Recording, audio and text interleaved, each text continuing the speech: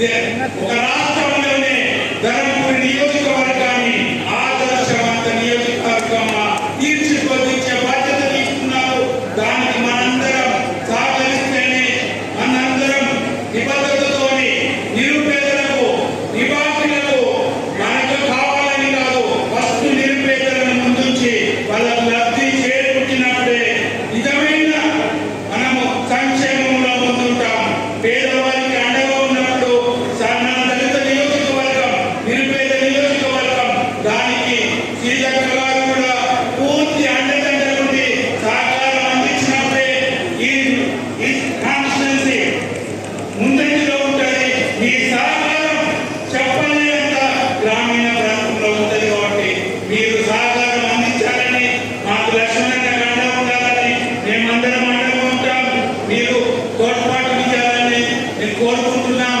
ఈ సభా వేదికలు ఉన్న ప్రతి ఒక్క నాయకులకు మరియు కార్యకర్తలకు, ముఖ్యంగా మా ఎల్లాపూర్ ప్రజలకు నేను శిరస్సు వంచి నమస్కారం చేస్తున్నాను.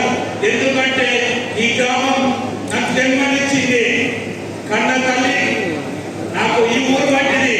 నాకు ఒక చిన్న వయసులోనే ఒక 20 సంవత్సరాలకే 88లోనే ఇంటర్మీడియట్ ఫెయిల్ అయిన సర్పంచ్ చేసినారు. నాకు మీ మేలు ఎప్పటికీ మరవలేదు, మర్చిపోలేదు. ఎందుకంటే నన్ను 88 ఇప్పటికీ ఏదో పదవుల వస్తూ ఆఖరుకు జడ్పీటీసీగా కూడా అత్యధిక మెజార్టీతో గెలిపించారు. అన్న ఆశీస్సులతో నేను ముందుకు సాగుతున్నాను.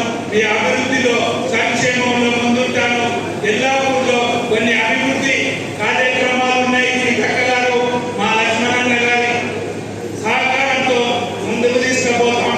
ఎల్లాపూర్ నుంచి నాగంనగర్కి రోడ్డు, ఒక పార్సెల్ నుంచి సబ్ స్టేషన్ కు ఒక ఐటీఐ బిల్డింగ్, ఇంకా కొన్ని సమస్యలు ఉన్నాయి. అవన్నీ లక్ష్మణన్న ద్వారా మీ దృష్టికి తీసుకెళ్తున్నాం. తప్పగా నెరవేరుస్తానని మీ ఆశ